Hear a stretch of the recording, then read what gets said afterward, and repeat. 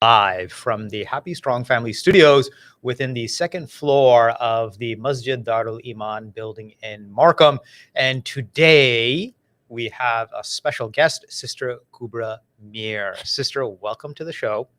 Thank you very much for having me. Now, before we went live, we just discussed very briefly off air the whole concept of community, the concept of engaging with community members. You even have a Curious George book, which I said proudly that, yes, I grew up with Curious George. I turned 51 this October. So yeah, and I have enough gray hair in my beard to prove it.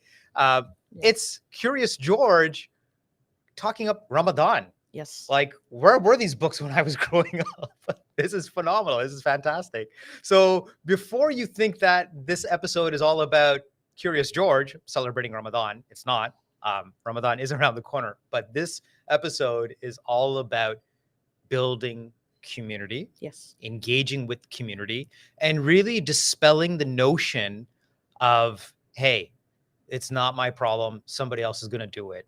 Why do we not stand up for ourselves and be present, be visible? No more of this, hey, we're a visible minority stuff. Just be loud and proud of the fact that, like you were saying before we started, you are a first generation Canadian like me. Yep. So, this is what we're going to talk up in this particular episode. So watch to the end.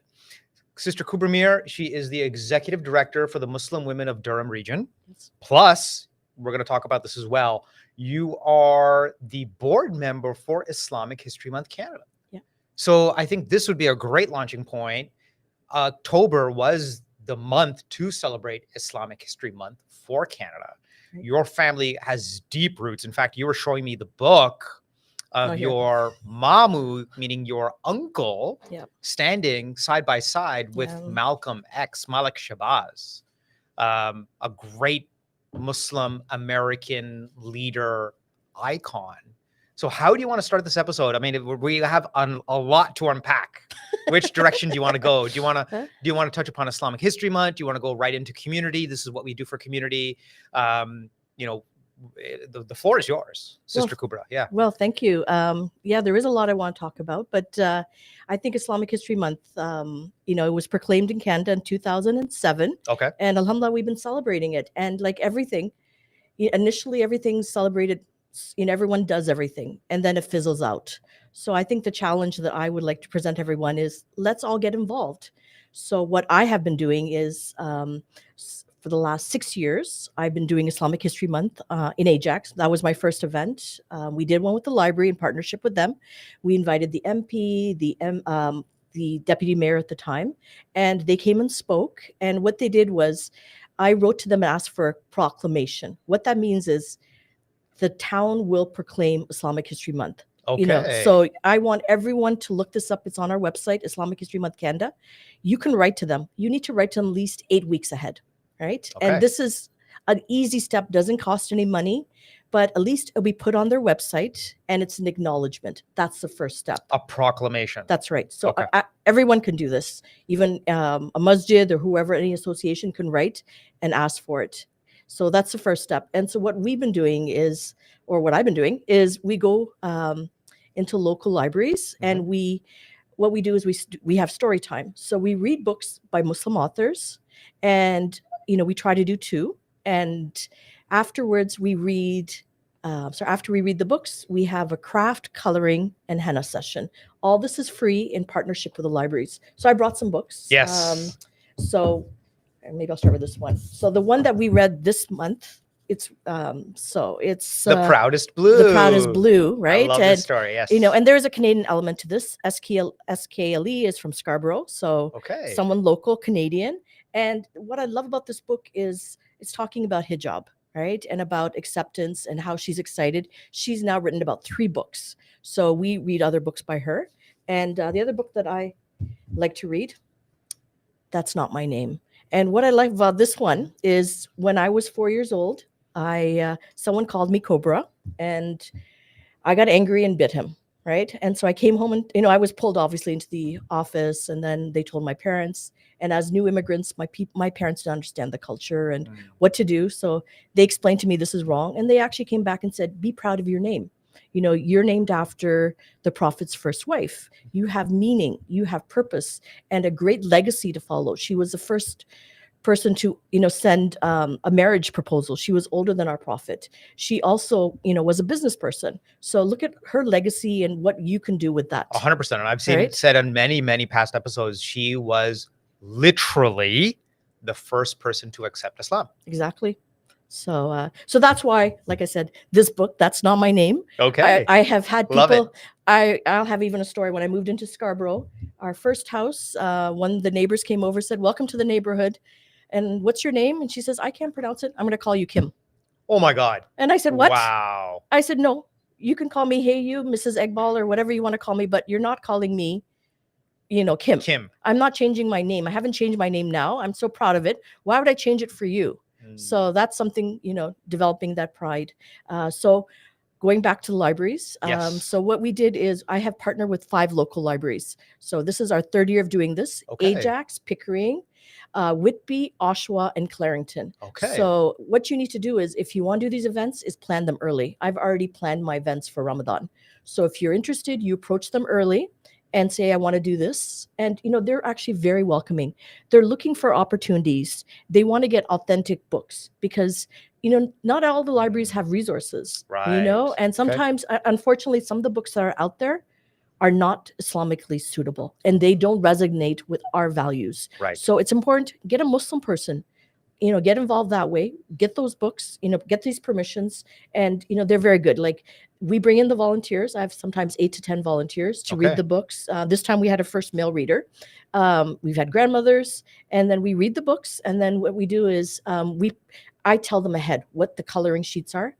They print it for me, and then they also print the craft, and then we provide the henna. We bring in a person to do the henna. So again, just culturally, they love that sort of stuff. It's engagement, doing something practical. Especially in Ramadan, the kids will come up and hug me and say, "Oh my God, we talked about Easter in school, and now we're talking about my holiday." And these kind of events are free. It's open to anyone. So, I don't like calling people by colors, but any person of varying faith could come and understand. So those are and that's why I wanted to show you that I really like Curious George. Because this story resonates with everybody. We've all grew up with these stories, and this is actually Islamically correct too. The way he talks about going to the masjid, it's so nice. And mashallah, there's so many books. And if any book, authors are out there, please start creating more books for us. We need small, pretty pictures. I would love to see books on the founders of Canada. Hilwi Hamdi, she was the founder of Mountain Mosque. There's so many wonderful people. Like Canadians were fur traders. The first early Muslims were fur traders. They learned Ojibwa. We've had a mayor, the first mayor. And, there's so many great stories. I would love if they can create small chapter books that we can read and publicly, acknowledge the Muslim contribution and keep it for kids. Not everyone's going to read these big books, chapter books, right? So keep it, small, affordable. That's also the key that we also look for. Right. And alhamdulillah, my 2nd year, I got grant from the town of Ajax. And last year we had 500 people. Now this year over 1,000 people that we think come to our event. And what we did was a whole celebration. So we had I had hired Palestinian dancers. We brought in a Lebanese musician who played drums. We had a book author, a Muslim book author.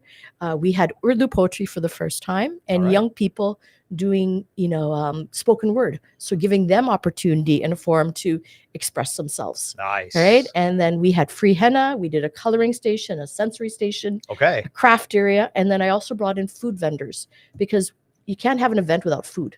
So supporting our Muslim brothers so we had it, like a Pakistani style food. We had marshmallows, we had chai, which is, so much of our, Desi culture. And then, and since I run a group, I encouraged our members to have booths. So we had, Xavier, which is jewelry, and Islamic bookstore to buy our books. And so we had some great vendors. And also for the first time in Durham, we brought in a virtual reality, which is offered through ISNA. So that came, and it was a huge hit. So the story that I really liked is, I forget the name of it now, but where the Prophet, he goes to Mirage. And, I've read the story. We've all read the stories. Yes. But to see it, I actually started to cry. Wow. It was such an emotional thing. And I'm going to start now too, because, like when you see it, I don't know how they do it. They're not showing faces. Okay. But you understand the story. It's so beautiful. And I'm so Awesome. proud that we were able to offer this. We kept it free, so anyone can come see it. Okay. So inshallah, I'd love to see more of those across the country. Yeah. Hopefully, I know they're offering in Ontario. Maybe this is a hint to them.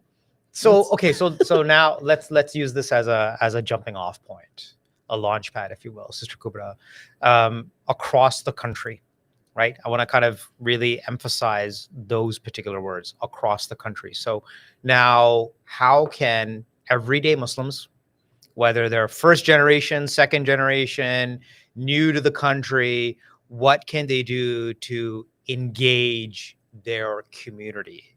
So that, again, coming back to the basics, like you were saying, be present. Yes. Be visible, engage with other faiths, your community at large, maybe Right. with the office of the mayor, the public library system. There's many things we can do, many levers we can pull, push, activate to say, you know what, this is activism.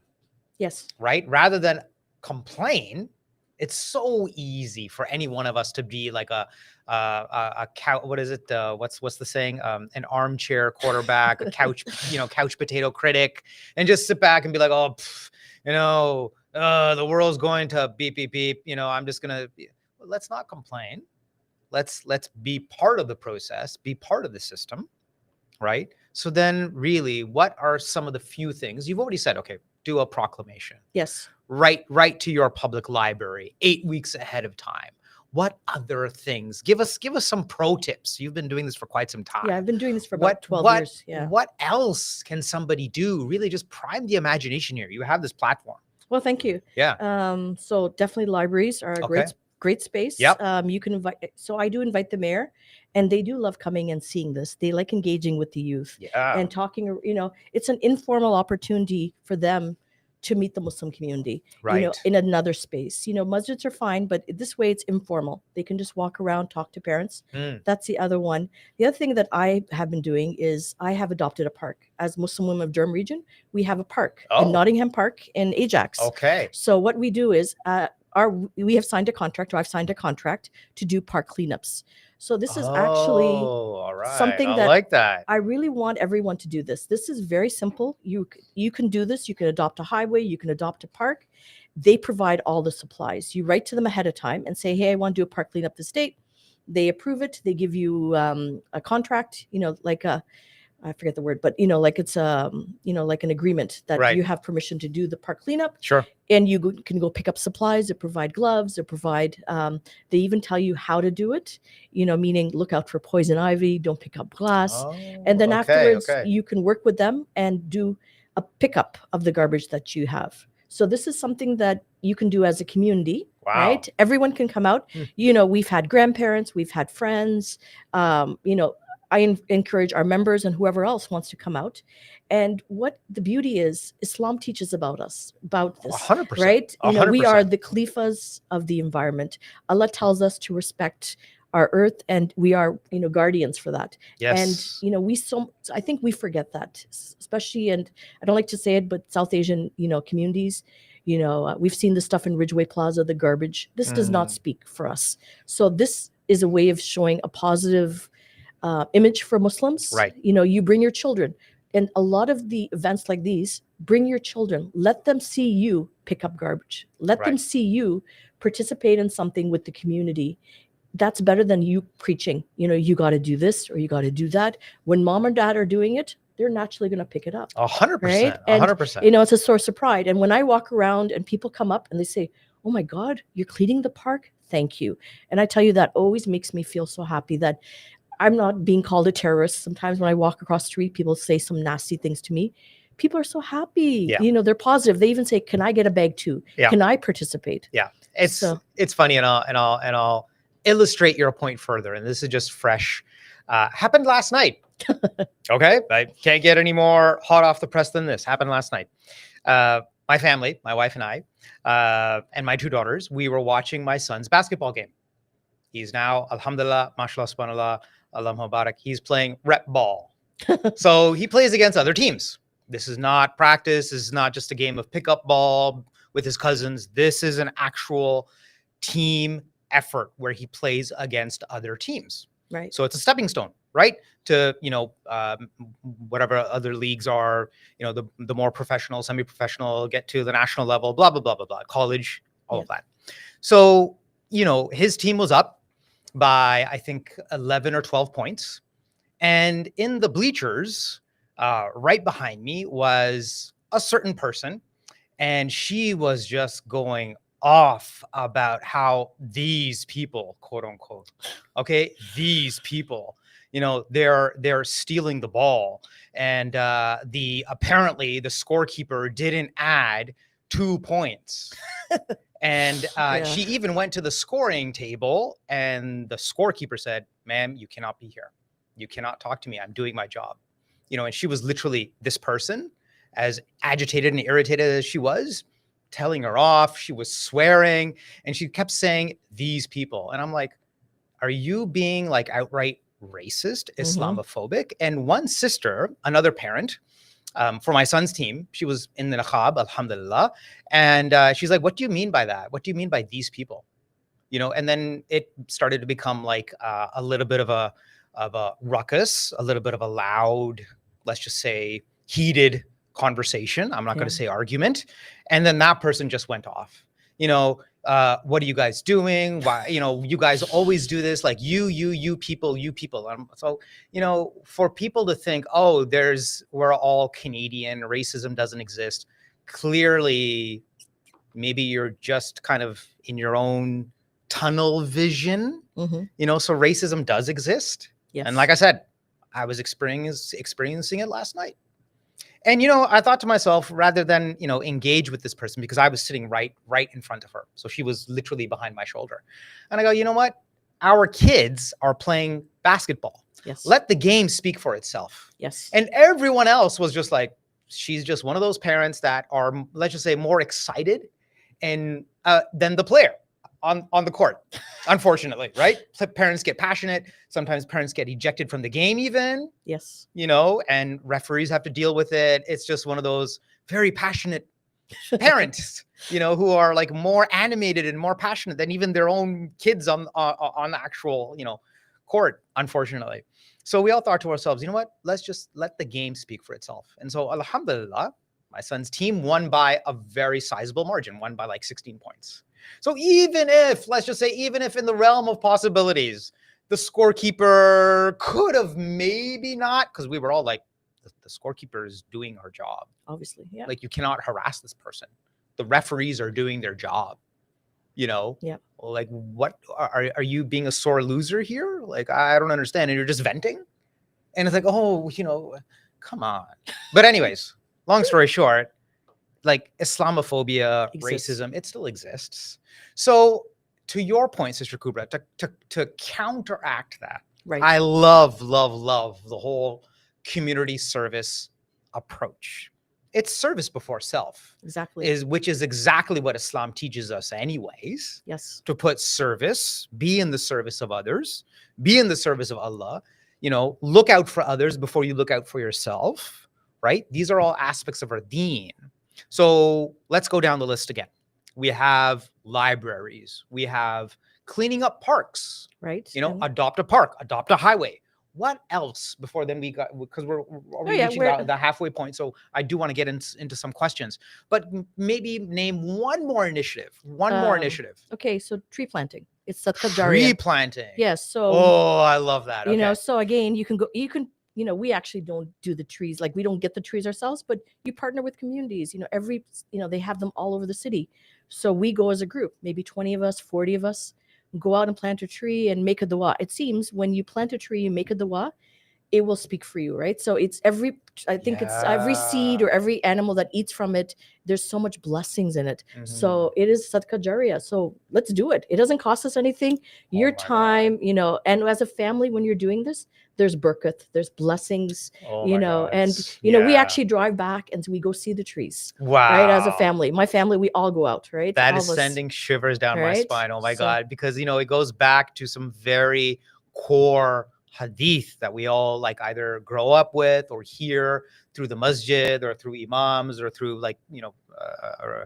spiritual videos on YouTube, how we're all going to stand hopefully under the shade of the tree and Jannah. We're all going to be under the shade of Allah's throne. Shade, shade, shade, right? That's exactly what a tree provides.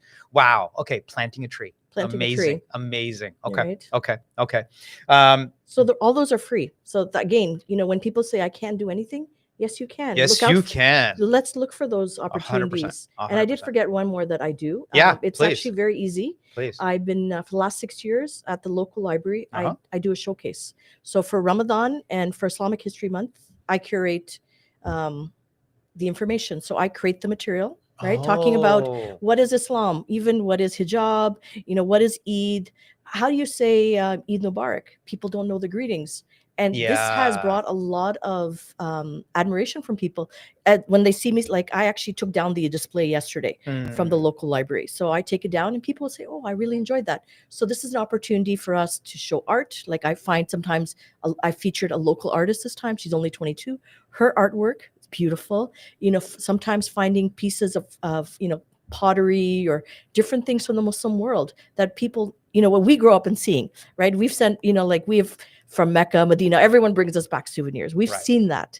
But for people to see that, it's a great learning opportunity. It's educational. So if you're interested, you just contact your library. These are booked, like I've already booked mine for Ramadan again. They're booked far ahead, right? You get permission, you do Love it. So this is, again, doesn't cost much, but it's an opportunity.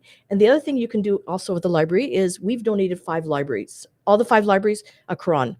So I think that's beautiful. It's a very nice gesture. Amazing. Love it. So you can do that as well. And also you can ask your library to bring in books, right? So you can ask them and they're looking to, to build up their resources. Right. And the other thing is, the problem is if we just ask for those resources and we don't utilize it, after so many months, they take it off the shelf.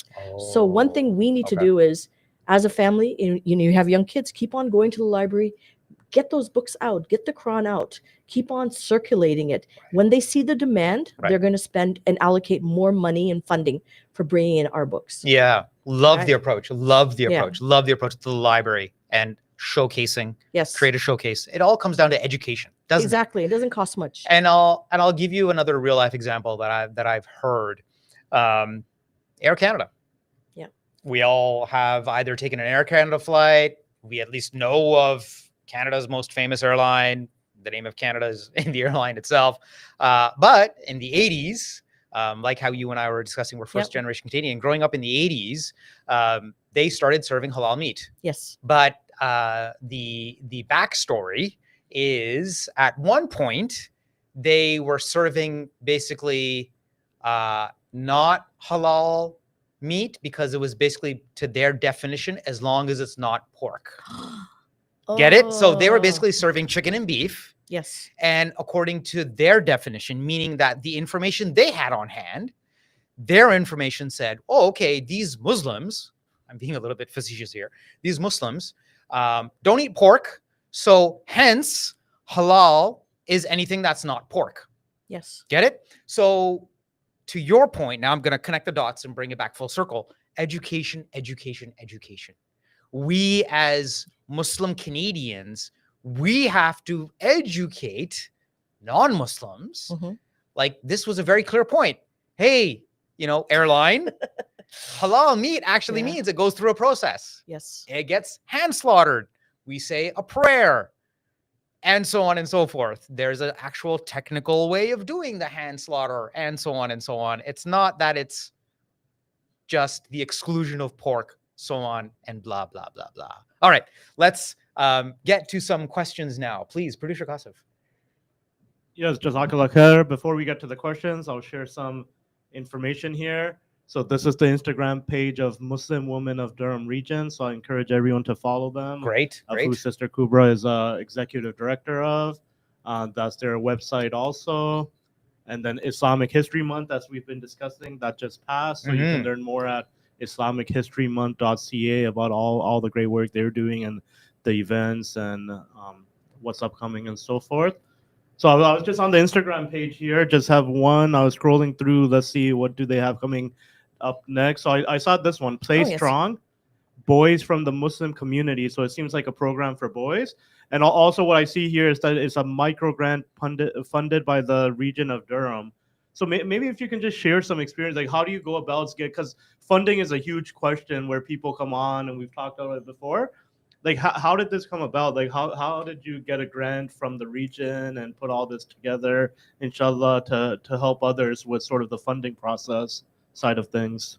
Okay, so we do have a board, and Dr. Kashmala, she put this one together. So she has done research about the problem areas. Unfortunately, the Muslim boys 12 to 17 is where they're having a lot of issues, mental health issues. And the other thing that we as an organization have been doing is mental health workshops. We've done it for youth. We've done at least 3 for youth. We've done for women, talking about various issues. We recently did one for parents, how to talk to our kids. Suicide is growing. We're seeing mental health issues, alcoholism. There's so many different things that we are seeing. So Kashmala applied for this grant with the region of Durham. Okay. Alhamdulillah, this is, I think, the first time that they're funding something like this. Wonderful. And so their premise is, I think they're about 25 boys, and they're going to be meeting every week. And they're going to be playing a sport. So what boys love, right? Yeah. And then afterwards, I think they're going to have dinner, and it's being led by a male teacher. And then he's going to have conversations with them. Unfortunately, this is something we don't talk about. There's a lot of families that are growing up without a male figure. There's, I don't like the word broken homes, but families that, the father's not present. For whatever reasons, he's not there. Yeah. Where do these kids go to get that role model? Right. Unfortunately, if they're not comfortable, sometimes, I don't like to be negative, but sometimes they go to the masjid and they're being shut out, or they're not comfortable. This is an opportunity for them to feel welcome, to feel that they can ask questions, to get some kind of confidence, a safe space, create that bond, right? And and also from a Muslim perspective, 100%. where so it's that deen and dunya that we're always looking for. Yes, having a male role model that can emulate, and he's very successful. So education, he's going to be showing that, right?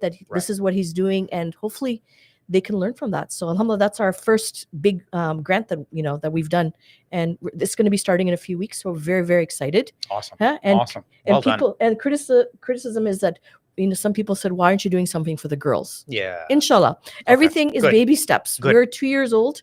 Yeah. Everything takes time, right? And this is our first grant with the region of Durham. So let's establish ourselves. And so, Sister Kubra, maybe this might be a good segue, and then yes, for sure, we will get to questions. But I'm gonna let you address this here and now.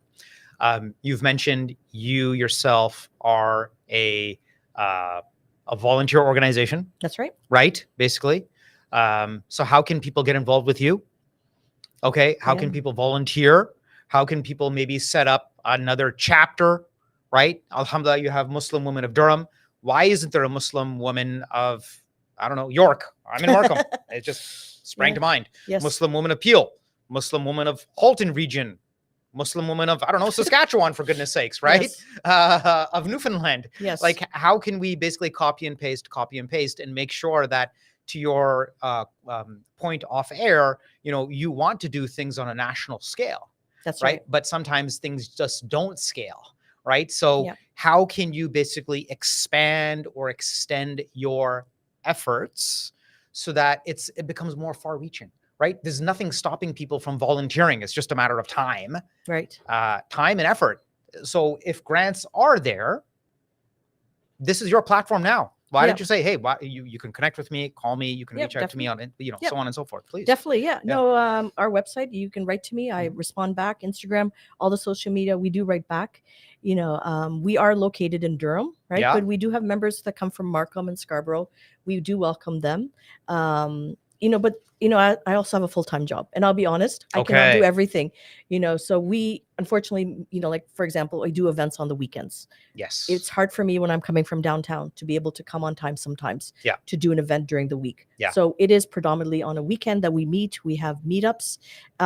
So what you can do is message me and I'll be happy to help you set up. Excellent. The other thing that people don't realize is to start a not-for-profit, you're looking at almost $3,000. It does cost money to start up. Okay. So I've used my own money. I'm not trying to say that, to advertise, but I'm saying you have to get the resources. And then in Ontario, you need at least 3 people to have a board. So I approached my friends and they joined me. And so when we registered as a not-for-profit, we use their names, they sign off on the forms. So that's how we started. Okay. And alhamdulillah, we've added people like Dr. Kashmala.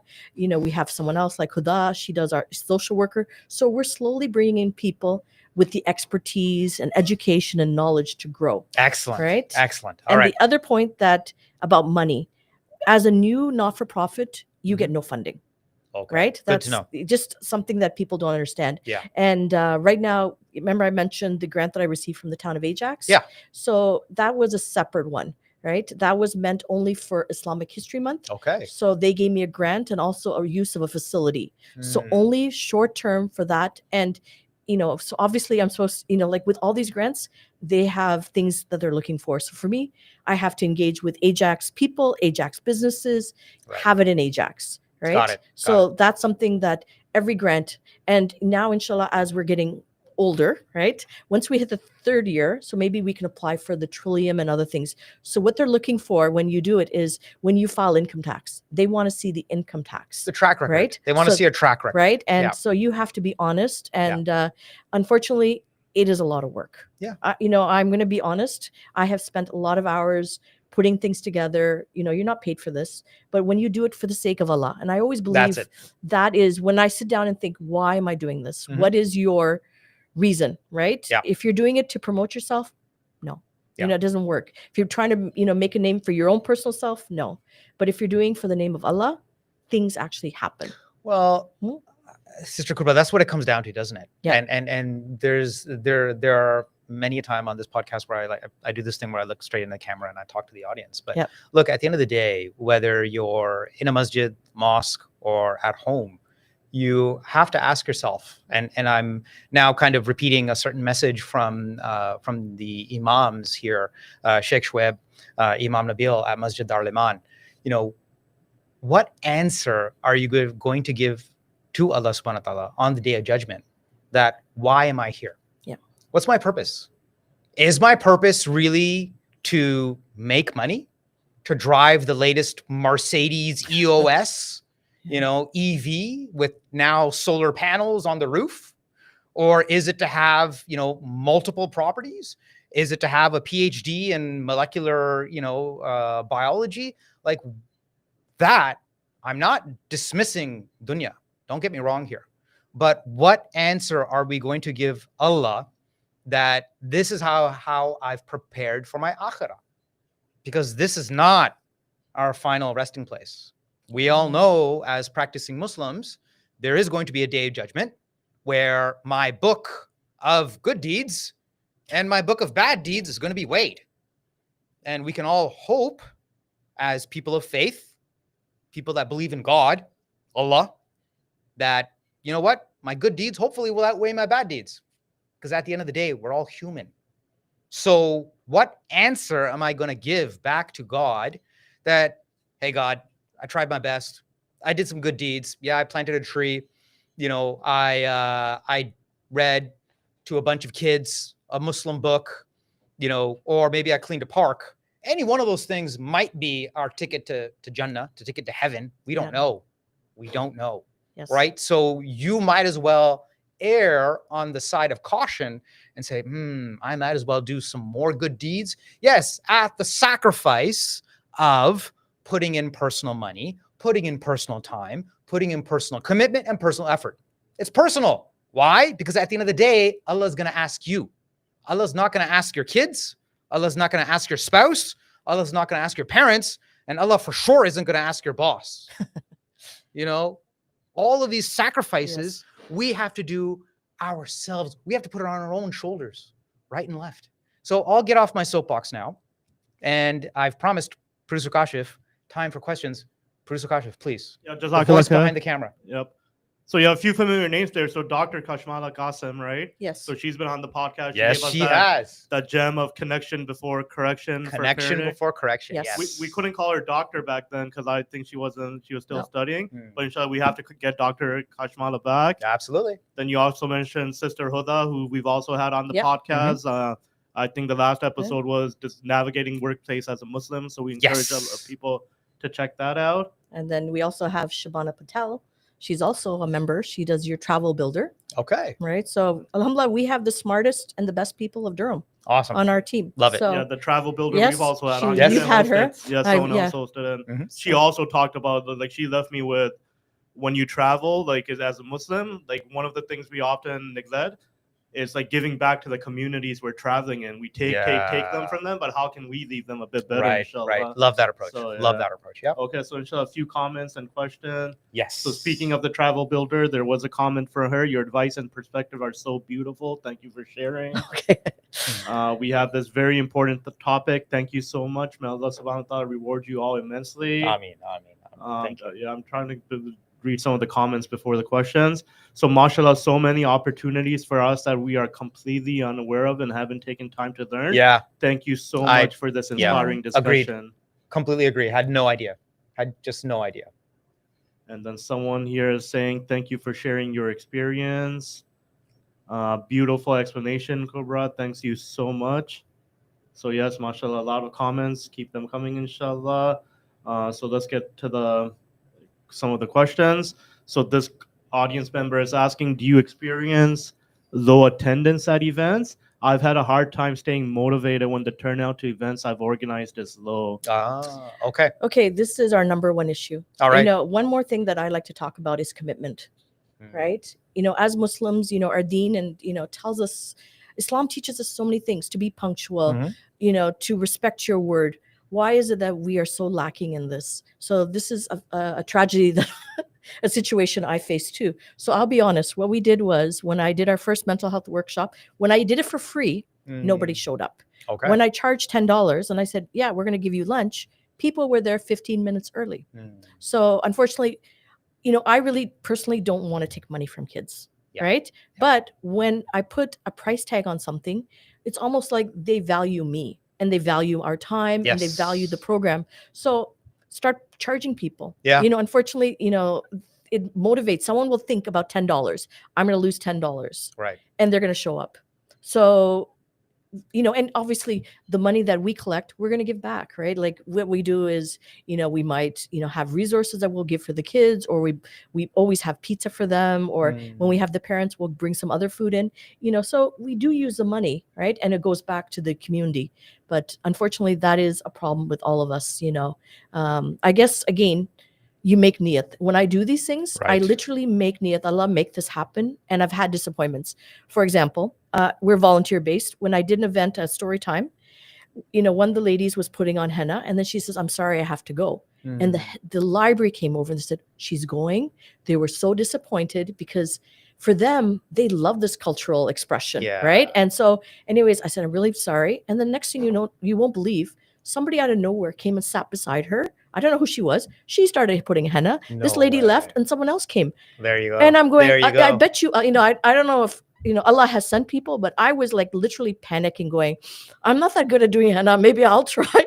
But 2 people showed up and they went through that whole crowd. Alhamdulillah. Amazing. And so I think the niyat, when, you always have to make niyat. And again, what is your personal reason for doing this? If you're doing for the community, if you're doing for good reasons, Allah will make it happen for you, right? In a way that you'll never expect. Yeah. And, you also have to your point about consistency. And, I learn a lot from scholars and imams, and I try to put that into my own life. I met an imam once from, if I remember correctly, Chicago. Yeah. And he said, even if one person turns out to my lecture, my talk, my spiritual talk, my religious talk, then that's more than enough for me. If that one person, and if we make it relatable to real life, and I'm going to go off on a tangent and make it a little bit silly as well.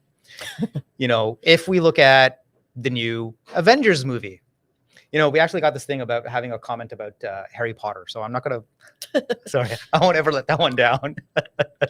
But all joking aside, if we look at something like the new Avengers movie coming up, hey, there's Doctor Doom, and you have all the Marvel superheroes. Hey, you know, if apparently Robert Downey Jr. as Iron Man is now going to come back as Doctor Doom, maybe it was the fact that he had that one moment, that one pivotal critical moment in time where this things just changed for him and blah, blah, blah. So all joking aside, and to put it back into a real world context, you never know what that one critical pivotal moment might be for someone, right? It's that butterfly effect. Yes. So that butterfly effect, which we all kind of have heard of in stories and in movies, you know, if you go back in time, apparently, and if you crush, you know, you step on a butterfly, oh my God, the world could have potentially be over because that one butterfly, you know, had a ripple effect in time. But again, to be a little bit more serious, you never know the effect you might have on someone. That's right. Right? That one talk, that one word might just change their life forever. So even if it is just one person showing up, 2 people showing up, 10 people showing up, no people showing up, you never know the effect you might have on the organization, the library. Right. You know, the library can come back and be like, wow, look at the motivation, look at the dedication of this person, of Sister Kubra, coming here week after week after week. And then you know what? That consistency, that effort, Allah will pay it off, inshallah, in ways seen and unseen. You never know. Right. You just never know. So yeah, kudos to you for putting in the time and effort and the consistency. But I think that's essential. We can't give up. No, and you know, you can't give up. It's like, you know, I was telling a family member for a certain reason about vitamins. You know, it's like you can't expect, you know, by you taking vitamin C, oh my God, you're gonna have beautiful, luscious hair in a day or two. Sorry, vitamins don't work like that. Even vitamins you got to eat for at least a month and a half to see any effects. So that's true with anything in life. You have to put in the time and effort to see, you know, it's like planting a tree, right? Right. And I just like to mention, it's so important to, you know, work with our youth. So what we have, like, for example, this Islamic History Month event we had about 45 volunteers, 30 were young people. And one boy, he actually said, I've been volunteering with you for 6 years. So what a nice story to hear that he, so, and even when I go to events, you know, the younger sibling will say, Sister, you know, Auntie Kubra, I want to volunteer. I'm waiting to turn 12. So you're having a whole generation of children who are growing up looking for opportunities. And I purposely made opportunities. So we had, I did a bookmark contest. So we had 44 entries. So those kids submitted those entries. We had 3 prizes that we gave away. That was one thing. We had the youth that were doing our poetry reading. And we also brought the local MSA in, and they did a quiz for us to go around to Islamic History Month. So right in that event alone, we reached over 100 young people. Okay. Right. So just think of that, you know, and also we have done mentoring events. So where we come in and we bring in police officers and different people for people to talk to the young people. I think it's so important for young people to get involved in other fields, even all of us. Unfortunately, we are only doctors, lawyers, engineers. There's other professions. And the other thing that we need to be is on every single board across Canada. I want to see a Muslim 100%. Voice there, because what happens is, for example, I had gone to a social media training, right, with Sound Vision. And what they said to me is, so when they come up with these newscasts, so they go and pick out a random image. It could be a wrong image. It could be not even person praying properly. But when you have a Muslim on staff, they will correct it and say, hey, that's not right. Yes. So we need someone there just to check and balance. Well said. Right? So I want everyone to think about this. When you see your library, your region, you know, all these places, the police board, every one of us should be there on those spaces. As a community, we need our voices to be heard. We need to be on the table. Unfortunately, we are not. And this is where our community is falling behind. And we cannot sit there and complain that our voices are not being heard. Yeah. And alhamdulillah, Kashmala and Dr. Kashmala and Huda, you know, we have been partnering with the region of Durham, and they're helping. We're putting together the anti-racism. So having people, excellent, right? So excellent. You know, great we're news. the only woman, great news, only Muslim to be consulted, and what a privilege it is to have that kind of opportunity to have our voices be heard. Excellent. So great. So I want to encourage people to do that. and producer Kashif, this is this is a definite must-have episode for our podcast somewhere in the near future. And we've said it in podcasts before, Sister Kubra. If you're not part and if you're not sitting at the table, you're on the table. Yes. And I'll say that again for effect, and I'll look into the camera. If you're not sitting at the table, meaning if you're not part of the process, whether a board, whether a C-level executive, or a board of a volunteer group, board of a hospital, police services, a Fortune 500 company, media company, then you're on the table, meaning you have no say. Your decisions are going to be made for you. You then have no right to complain because you're not sitting at the table. Sitting at the table means you are going to be consulted, or at least you have the agency, you have the right, you have the privilege, you have the power to say something. That's why you're sitting at the table. That expectation is then on you being part of the system. So don't complain. Did I just wag my finger? I did. Don't complain. Don't complain when decisions are made for you. So yeah, this is a wake-up call. Now this podcast has probably gone sideways a little bit. I apologize. Sorry. But it's a wake-up call for every Muslim Canadian. We're first generation. Yeah. My kids now are technically third generation, if I count my parents who came here in the 60s. So it's time, Canada. It's time, Muslim Canadians. Get out of your tunnel vision. Stop chasing those, those high-end cars with those leases and having multiple properties. Be part of the system. Go after dunya. Alhamdulillah. I'm not saying that. Don't get me wrong. Don't anyone get me wrong. But be present and represent Islam as a Muslim Canadian. Here in Canada, at least, and I've said it in previous podcasts, if we were in America right now with the current administration, you have a little bit more hard time. There are great people doing great things there. Don't get me wrong. There are a lot of great people doing great things there. But here in Canada, at least, we have the privilege and we have the right to say Muslim Canadian in the same sentence. We can put Muslim first. So let's be at the table. Let's not be on the table. Enough of that. All right. Producer Kashif, another few questions, please. Yes, inshallah, a few more comments coming through. So this is a great community program and so much knowledge is shared. I learned a lot today, especially community building. Jazakallah for sharing. Best wishes always to Muslim women of Durham. Yes, thank you. Another excellent. So great to see you doing this. You're a natural Kubra. So, well, it's when you believe in something, I think it shows, right? I'm not just pretending. 100%. Again, it's not 100%. Someone said, "Why didn't you call it Kubra Mir organization?" I said, "It's not about me." Right? I think Allah chooses us to do these things. And I've been very blessed that Allah chose me to be in this kind of role. It's service before self. And I think, it's so important. And the other thing I also want to mention is just because I volunteer, I think one thing we need to you can't forget is we have a responsibility. I'm a mother. I have a husband. I have parents. Those are my number one priorities in my life. Yes, right? Definitely. And this is something you cannot forget. Allah's going to ask you at the end of the day, did you look after the people around you? Right? So these are the, first, make sure your children, if they're old enough, like my kids started at 12 volunteering with me. We volunteered at Islamic Foundation Soup Kitchen for 5 years, cooking food. So my kids learned so much skills. When they came home, they stopped asking me, oh, can we go out for dinner? That was a practical way of learning. So, volunteer with your children, get involved. But again, all that comes secondary, volunteering for the community. If your family is not looked after, right? You're also responsible as mothers, as parents. We have a responsibility to our children. So again, I always recommend, someone may say, I have a small child.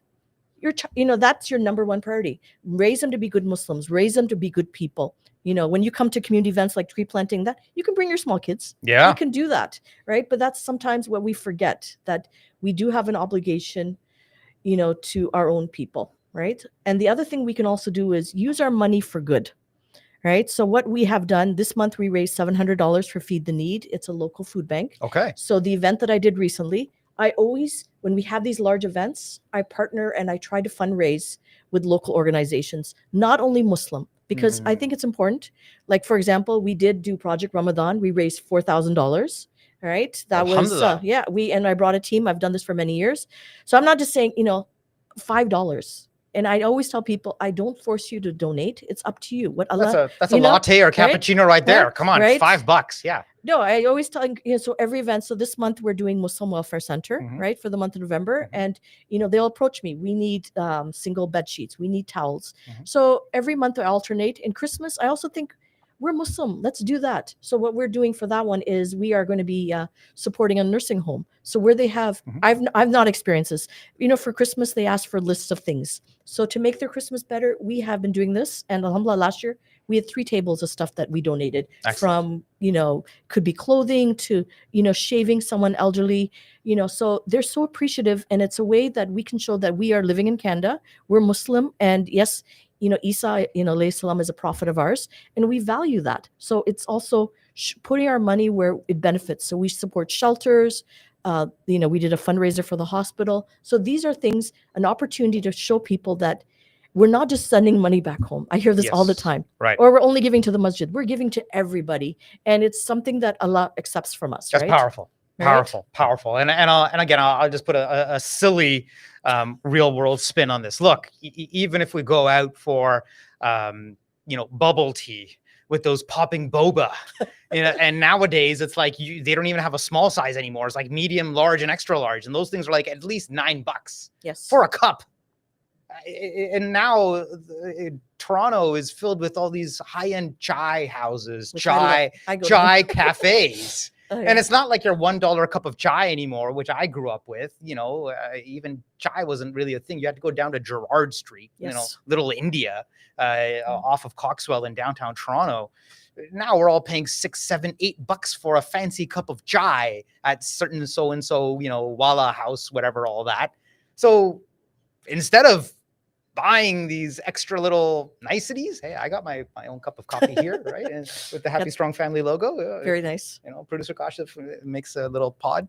Why don't we put it back into the community? It's a little sacrifice. But these sacrifices go a long way.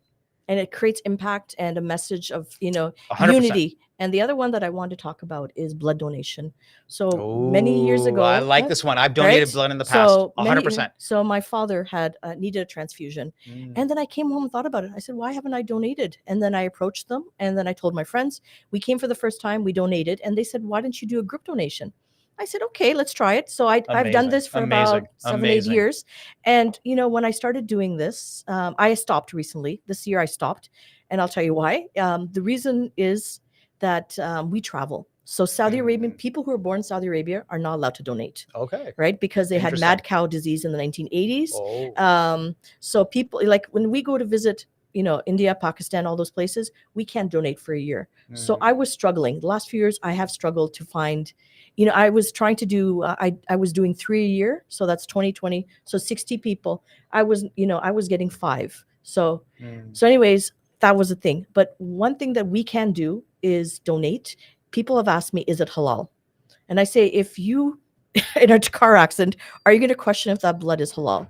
And so the philosophy is, if you save one person, you have saved all of humanity. That's this is a hadith. That's an actual hadith. Yes. Yes. So this is something that I really want everyone to go back and think about. Love it. Because wonderful approach. The reason why is also, if you can't, donate, your husband can, someone else can, encourage them. Yeah. So what you need to do is, I recommend this, is eat a high protein meal the week of, right? Be hydrated. The day of the thing, make sure you get up. I made the mistake. I had cereal and I was ready to faint. So have some eggs, have a paratha. That's the day to have paratha, anda, whatever you want to eat. Have a heavy meal, drink lots of water, be relaxed, and alhamdulillah, you'll be able to donate. And for women, it's 84 days. For men, it's 60 days or 56 days. But you log into blood services and donate there. And they also take plasma. Plasma, there's a little different process. Okay. And there are other things. And they are begging the Muslim community to donate. They, what's happening is our communities are growing. They need our type of blood. in the system. It's lacking. And this is my message to everyone. If you have an opportunity, please donate. It doesn't take much time. How long does it take? It literally, you go in, they check your hemoglobin, you prick your finger, they test you. That's it. 1 hour, you're in and out. You make an appointment, you can go online. And if you have questions, they have a 1-800 number. I'm not a medical professional, but like if you do have questions, let's say you've had polio, they're not going to let you donate. If you have different, diseases, but alhamdulillah, if you have medication you're taking, you just tell them. And it's such an easy process. But if we start getting more of our people, especially younger people, donating, it will be very beneficial. I've donated blood at work. We actually would all my colleagues we'd get into the they actually have the van. Yes. They'll pick you up at the office. You all go as a group. They have cookies and orange juice, Oreo cookies, the little packets. You're well looked after. And they started bringing halal stuff for us, like Wonderful. Stuff that we can, like when we asked for them saying, I can't eat this, right? So this is our, opportunity to promote things in a good way and bring in vegetarian stuff or stuff that we can eat. It comes back to one simple premise. And Producer Kashif, let me know where we're kind of already past the 1 hour mark. So let me know if we have time for maybe one or two more questions. But yeah, we'll do one more question after this. And sure, then, sure. So I just want to get it out there. Look, and I've said it time and time again, and at the sake of sounding like a broken record, look, representation matters. Representation matters, whether, again, like I've said, for effect, whether you're part of the police services board, whether you're part of, the school board, whether you're a school trustee or a CEO or a COO or a CFO at a more major Fortune 500 company. Representation matters. Be part of the process, be part of the system, because God forbid your child or you get into a car accident, you need blood. Hey, and if you're a part of a certain community, whatever that background may be, we need to be part of the system. We can't ignore this anymore. We can't just we're putting ourselves into the corner where we ourselves are becoming second-class citizens because of our inaction. You're conspicuous by your absence. Let that soak in. You're conspicuous by your absence, by you not being part of the system, by you not being present. Well, then, like I said, don't complain. Don't complain, because, you've lost that right to complain. All right, Producer Kashif, let's get in that one more last question. Yeah, so the last question, inshallah, we'll end on is, you mentioned being obviously a mother, a wife, a daughter, and a full-time job. So a lot of people will be wondering, and this probably holds a lot of people back from doing community work. How do you find the time for all this community work with other responsibilities? So what do you call it? The $1 million question, or it used to be called the $64,000 question, but I think that's way too low nowadays with inflation. So for Islamic History Month, 8 months of planning, right? And wow. I'm already thinking about next year. If Allah grants me the money, I'm going to do it, and I have bigger visions. But it's being organized. And so I have spreadsheets, I have calendars. Every week I put together, this is what I'm going to accomplish. And Allah puts barakat in your time. When you're working 100%. And I come home, I'm cooking, I'm cleaning, I'm washing up. Maybe I'm getting ready for the next day, right? But if I take my time and, make a to-do list, and also bringing in smart people, that is a secret too, right? Yeah. Bringing in people. And, I forgot to mention this one too. Ramadan is coming, right? And what we have been doing for 3 months away. We have been doing for many years now is we're feeding international students. So we have, with the MSA in Ontario Tech, it's called something now, OCAD now, and Durham College, we feed about 200 students every Sunday for the month of Ramadan. We provide them with dates, water, a full meal, so some kind of protein, it could be halim, it could be biryani, whatever we come up with, and then we have some fruits, a dessert, and it's a full package. And alhamdulillah, I have gone and sat with these students, and we actually had non-Muslims come. And, they'll be saying, oh my God, this feels like my mother's food. I haven't, not every person who's an international student or who goes to an MSA can afford to go back home to get food. Yeah. And so this is like a taste of mom's cooking, a taste of home, and also community. So it's so beautiful. So I really want everyone to encourage, you have time now, contact your local MSA, see if those students can be helped. Okay. What we also did before is, for Sahari, we were providing granola bars.